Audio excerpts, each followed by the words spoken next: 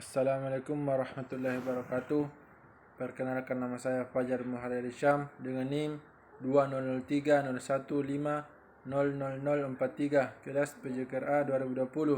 Di sini saya akan menjelaskan sejarah perkembangan ilmu pengetahuan. Perkembangan pemikiran filsafat. Idealnya sejarah adalah rekam jejak tentang semua rentetan peristiwa yang telah terjadi, yang berfungsi untuk mengungkapkan segala sesuatu sesuai fakta yang ada tanpa adanya distorsi sedikit pun. Namun dalam kenyataannya, terkadang sejarah hanya mengungkapkan segala sepenggal saja atau tidak utuh dari rentetan peristiwa tersebut, dan tidak bisa lepas sepenuhnya dari pengaruh-pengaruh kondisi sosial politik tertentu. Apalagi sejarah yang dimaksud dalam pembahasan ini adalah sejarah periodisasi tentang perkembangan ilmu pengetahuan yang merupakan faktor penting dalam kehidupan manusia. Untuk itu perlu adanya upaya yang sungguh-sungguh dalam mengungkapkan fakta sejarah yang ada. Di dalam konsepsi agama, ilmu pengetahuan lahir sejak diciptakannya manusia pertama, yaitu Adam alaihissalam, kemudian berkembang menjadi sebuah ilmu atau ilmu pengetahuan. Pada hakikatnya, ilmu pengetahuan lahir karena hasrat ingin tahu dalam diri manusia. Hasrat ingin tahu ini timbul oleh karena tuntutan dan kebutuhan dalam kehidupan yang terus berkembang. Secara teoritis, perkembangan ilmu pengetahuan selalu mengacu kepada peradaban Yunani. Hal ini didukung oleh beberapa faktor, diantaranya adalah mitologi bangsa Yunani, kesusastraan Yunani, dan pengaruh ilmu pengetahuan pada waktu itu yang sudah sampai di Timur kuno. Terjadinya perkembangan ilmu pengetahuan di setiap periode ini dikarenakan pola pikir manusia yang mengalami perubahan dari mitos-mitos menjadi lebih rasional.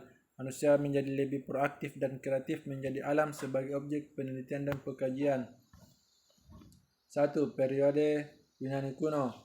Yunani kuno adalah tempat bersejarah di mana sebuah bangsa memiliki peradaban. Oleh karenanya, Yunani kuno sangat identik dengan filsafat yang merupakan induk dari ilmu pengetahuan. Padahal filsafat dalam pengertian yang sederhana sudah berkembang jauh sebelum para filsuf klasik Yunani menekuni dan mengembangkannya.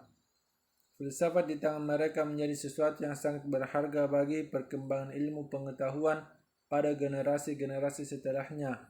Ia ibarat pembuka pintu-pintu aneka ragam disiplin ilmu yang pengaruhnya terasa hingga sekarang. Menurut Bertrand Russell, diantaranya semua sejarah ada yang begitu mencengangkan atau begitu sulit diterangkan selain lahirnya peradaban di Yunani secara mendadak.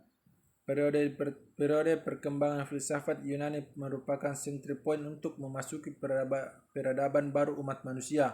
Zaman ini berlangsung dari abad 6 sebelum Masehi sampai dengan sekitar abad 6 Masehi. Zaman ini menggunakan sikap an inquiring attitude, atau suatu sikap yang sedang menyelidiki sesuatu secara kritis dan tidak menerima pengalaman yang didasarkan pada sikap reseptif attitude, sikap menerima begitu saja. Sehingga pada zaman ini filsafat tumbuh dengan subur. Yunani mencapai puncak kejayaannya atau zaman keemasannya. Pada zaman ini banyak bermunculan ilmuwan yang terkemuka. Di antaranya adalah Thales. Kurang lebih 600 tahun sebelum Nabi Isa AS Yesus terlahir, muncul sosok pertama dari triade Miletus, yaitu Thales, yang menggebrak cara berpikir mitologis masyarakat Yunani dalam menjelaskan segala sesuatu. Sebagai saudagar filosof lawatan ke Mesir, Thales adalah filsuf pertama sebelum masa Socrates. Menurutnya, zat utama yang menjadi dasar segala materi adalah air. Pada masanya ia menjadi filsuf yang mempertanyakan isi dasar alam. B. Pitagoras. Pitagoras lahir di Samos, daerah Loni, tetapi kemudian berada di Kroton, Italia Selatan. Ia adalah seorang matematikawan dan filsuf Yunani yang paling dikenal melalui teoremanya. Dikenal sebagai bapak bilangan, dan salah satu peninggalan Pitagoras yang terkenal adalah teorema Pitagoras yang menyatakan bahwa kudrat hipotenusa dari suatu segitiga siku-siku adalah sama dengan jumlah kuadrat dari kaki-kakinya, sisi-sisi siku-sikunya. Walaupun fakta di dalam teorema ini telah banyak diketahui sebelum lahirnya Pitagoras, namun teorema ini dikreditkan kepada Pitagoras karena ia pertama kali membuktikan pengamatan ini secara matematis. C. Socrates. Socrates lahir di Athena dan merupakan generasi pertama dari 3 ahli filsafat besar dari Yunani, yaitu Socrates, Plato, dan Aristoteles. Socrates adalah yang mengajar Plato, dan Plato pada gilirannya juga mengajar Aristoteles. Sumbangsi Socrates yang terpenting bagi pemikiran Barat adalah metode penyelidikannya yang dikenal sebagai metode Elenkos, yang banyak diterapkan untuk menguji konsep moral yang pokok. Karena itu Socrates dikenal sebagai bapak dan sumber etika atau filsafat moral dan juga filsafat secara umum. D. Plato, ia adalah murid Socrates dan guru Aristoteles. Karyanya yang paling terkenal ialah Republik Politeia, di mana ia menguraikan garis besar pandangannya pada keadaan ideal.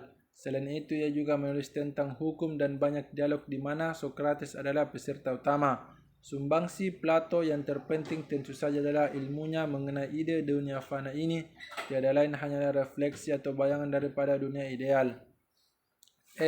Aristoteles. Aristoteles adalah seorang filsuf Yunani, murid dari Plato dan guru dari Alexander yang Agung. Ia memberikan kontribusi di bidang metafisika, fisika etika, politik, ilmu kedokteran, dan ilmu alam.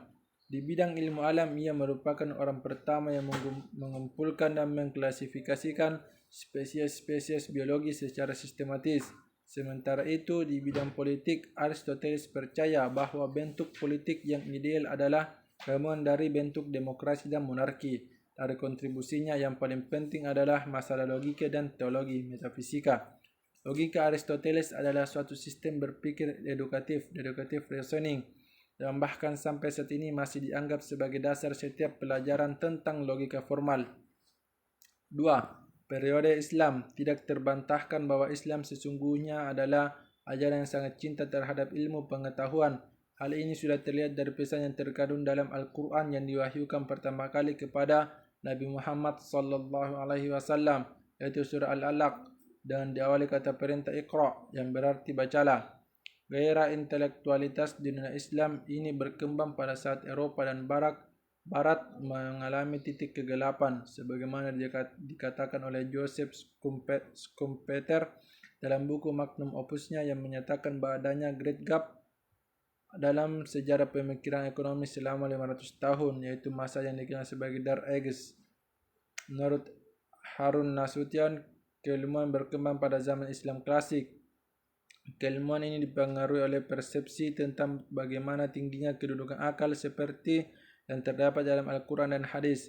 Persepsi ini bertemu dengan persepsi yang sama dari Yunani melalui filsafat dan sains Yunani yang berada di kota-kota pusat peradaban Yunani di dunia Islam zaman klasik, seperti Alexandria, Mesir, Yundishapur, Irak, Antakya, Syria, dan Baktra, Persia. Sekitar abad ke-6 sampai 7 Masehi, obor kemajuan ilmu pengetahuan berada di pangkuan peradaban Islam.